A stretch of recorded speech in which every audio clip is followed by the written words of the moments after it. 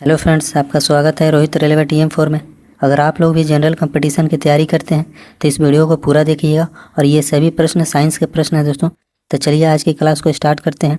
आज का पहला प्रश्न है कि लाइसोसोम क्या है।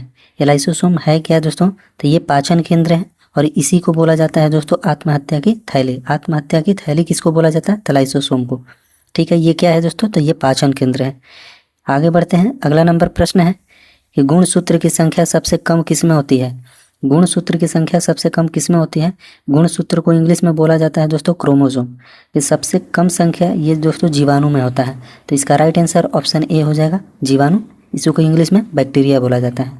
आगे बढ़ते हैं। अगला नंबर प्रश्न है कि किसे कोशिका के अचल संपत्ति के रूप में जाना जाता है? बहुत ही शानदार प्रश्न है दोस्तों। जितने भी प्रश्न हैं बहुत ही शानदार प्रश्न है, जो कि आपके रेलवे ग्रुप डी में, NTPC में या किसी भी एग्जाम के लिए बहुत ही महत्वपूर्ण प्रश्न है। तो किसे कोशिका के अचल संपत्ति के रूप में जाना जाता है? तो इसका राइट आंसर है ऑप्शन डी, न्यूक्लिक एसिड को। न्यूक्लिक एसिड को ये कोशिका के अचल संपत्ति के रूप में जाना जाता है। अगला नंबर प्रश्न है कि किसमें असूत्री विभाजन होता है? किसमें असूत्री विभाजन होता है? तो ये दोस्तों जीवाणुओं में असूत्री विभाजन होता है। नेक्स्ट क्वेश्चन है कि समसूत्री विभाजन कितने चरणों में पूरा होता है? समसूत्री विभाजन कितने चरणों में पूरा होता है? तो ये 5 चरणों में दोस्तों पूरा होता है। समसूत्री विभाजन कितने चरणों में पूरा होता है? तो 5 चरणों में।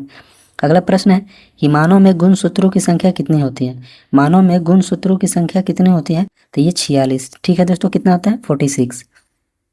आगे बढ़ते हैं। अगला नंबर प्रश्न है कि कोशिकीय व आणविक जीव विज्ञान केंद्र है, ये कहाँ है दोस्तों? कोशिकीय एवं आणविक जीव विज्ञान केंद्र कहाँ है? तो ये आपका हैदराबाद में। ठीक है, कहाँ पर है? हैदराबाद में। नेक्स्ट क्वेश्चन है कि प्रोटीन का संश्लेषण कहाँ होता है?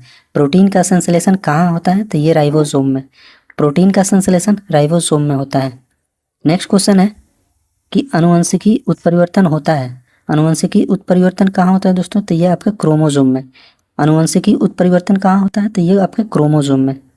नेक्स्ट क्वेश्चन है कि अनुवंशिकता शब्द सर्वप्रथम किसने किया था? अनुवंशिकता शब्द का प्रयोग सर्वप्रथम किसने किया था? तो ये W. वाटसन ने। W. वाटसन ने अनुवंशिकता शब्द का प्रयोग सर्वप्रथम किया था दोस्तों। अगला नंबर प्रश्न है कि निम्नलिखित में से सबसे बड़ा कोशिकांग कौन सा है? निम्नलिखित में से सबसे बड़ा कोशिकांग कौन है दोस्तों? तो ये प्लास्टिड। प्लास्टिड जो कि सबसे बड़ा कोशिकांग है। नेक्स्ट क्वेश्चन है कि गोल्जिकाय का प्रमुख कार्य क्या है? गोल्जिकाय का प्रमुख कार्य क्या है? तो ये श्रवण है दोस्तों। गोल्जिकाय का प्रमुख कार्य क्या है? श्रवण है दोस्तों। अगर आप लोग चैनल पर नए होंगे तो चैनल को जरूर सब्सक्राइब कर दीजिएगा, और वीडियो अच्छा लग रहा हो तो लाइक भी कर दीजिएगा। आगे बढ़ते हैं। अगला नंबर प्रश्न है कि न्यूक्लियस की खोज सर्वप्रथम किसने किया था? न्यूक्लियस की खोज सर्वप्रथम किसने किया था? तो ये रॉबर्ट ब्राउन ने। रॉबर्ट ब्राउन ने न्यूक्लियस की खोज किया था। अगला नंबर प्रश्न है कि कोशिका की आत्महत्या थैली कहा जाता है। कोशिका की आत्महत्या थैली किसे कहा जाता है? तो ये लाइसोसोम को कहा जाता है। लाइसोसोम को बोला जाता है कोशिका की आत्महत्या थैली। अगला नंबर प्रश्न देख लीजिए दोस्तों। ये सभी प्रश्न दोस्तों आप लोग को रेलवे में पूछे जा सकते हैं। रेलवे समान विज्ञान है और ये टेस्ट पेपर 2 है। अब टेस्ट पेपर 1 मैंने करा दिया है, आप लोग वीडियो में जाकर देख लीजिएगा। ठीक है, उसमें भी बहुत बढ़िया प्रश्न है। कम से कम 30 या 40 प्रश्न ऐसे हैं जो कि आप लोग को पढ़ना चाहिए। ठीक है, तो आप लोग जाकर देख लीजिएगा या सेट लगा सकते हैं। ठीक है, आगे बढ़ते हैं। अगला नंबर प्रश्न है कि पत्तियों को हरा रंग प्रदान करता है। तब पत्तियों को हरा रंग कौन प्रदान करता है? तो ये क्लोरोप्लास्ट। क्लोरोप्लास्ट जो कि पत्तियों का हरा रंग प्रदान करता है। अगला नंबर प्रश्न है कि फूलों और बीजों को विभिन्न प्रकार के आकर्षण रंग प्रदान कौन करता है? तो ये क्रोमोप्लास्ट। क्रोमोप्लास्ट जो कि फूलों और बीजों को विभिन्न प्रकार के आकर्षण रंग प्रदान करता है। नेक्स्ट क्वेश्चन है कि RNA का प्राथमिक कार्य होता है। RNA का प्राथमिक कार्य क्या होता है दोस्तों? तो ये आपका प्रोटीन का संश्लेषण होता है दोस्तों। प्रोटीन का संश्लेषण करता है RNA का। ठीक ना, RNA का मेन कार्य होता है कि प्रोटीन का संश्लेषण करना। नेक्स्ट क्वेश्चन है कि टमाटर में लाल रंग किसके कारण होता है? टमाटर में लाल रंग किसके कारण होता है? तो ये आपको लाइकोपीन के कारण। लाइकोपीन ऑप्शन सी इसका राइट आंसर हो जाएगा। नेक्स्ट क्वेश्चन है कि अनुवंशिकी का पिता या जनक किसे कहा जाता है? अनुवंशिकी का पिता या जनक किसे कहा जाता है? तो ये मेंडल को कहा जाता है। ठीक है, नेक्स्ट क्वेश्चन है कि अर्धसूत्री विभाजन पाया जाता है। अर्धसूत्री विभाजन कहाँ पाया जाता है? किस में पाया जाता है दोस्तों? तो ये तरुण पुष्प कलिकाओं में। तरुण पुष्प कलिकाओं, ऑप्शन डी इसका राइट आंसर हो जाएगा। अगला नंबर प्रश्न है कि समसूत्री विभाजन होता है। समसूत्री विभाजन किस में होता है दोस्तों? तो ये कायिक कोशिकाओं में। ऑप्शन ए इसका राइट आंसर हो जाएगा, कायिक कोशिकाओं में समसूत्री विभाजन होता है। नेक्स्ट क्वेश्चन है कि पुरुष जीन संगठन होता है दोस्तों। पुरुष जीन संगठन कौन सा किस में होगा? तो ये XY में होगा। तो राइट आंसर ऑप्शन बी हो जाएगा। नेक्स्ट क्वेश्चन है कि विकास का सिद्धांत को प्रतिपादित किसने किया था? सर्वप्रथम विकास का सिद्धांत किसने दिया था? तो ये आपका चार्ल्स डार्विन ने दिया था। राइट आंसर ऑप्शन डी इसका सही उत्तर हो जाएगा। नेक्स्ट क्वेश्चन है कि जीवों के प्राकृतिक चयन का सिद्धांत को किसने प्रतिपादित किया था? तो जीवों के प्राकृतिक चयन का सिद्धांत को सर्वप्रथम किसने प्रतिपादित किया था? तो ये भी आपके कौन है? तो चार्ल्स डार्विन है। ऑप्शन बी इसका राइट आंसर हो जाएगा। नेक्स्ट क्वेश्चन है कि मनुष्य में किस प्रकार के गुणसूत्रों से लिंग निर्धारित होता है? मनुष्य में किस प्रकार के गुणसूत्रों से लिंग निर्धारित होता है? तो ये XY से।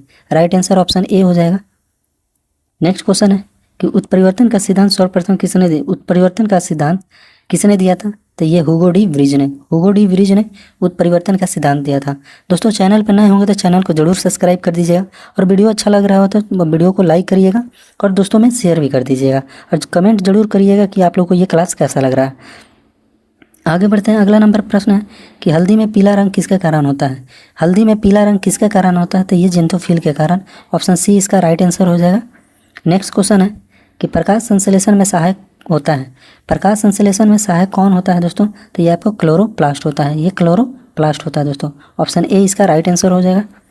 आगे बढ़ते हैं। अगला नंबर प्रश्न है कि आनुवंशिकी संबंधित प्रयोग के लिए मेंडल ने किस पौधे का चुनाव किया था? मेंडल ने किस पौधे का चुना था दोस्तों? तो ये मटर को। ऑप्शन ए इसका राइट आंसर हो जाएगा।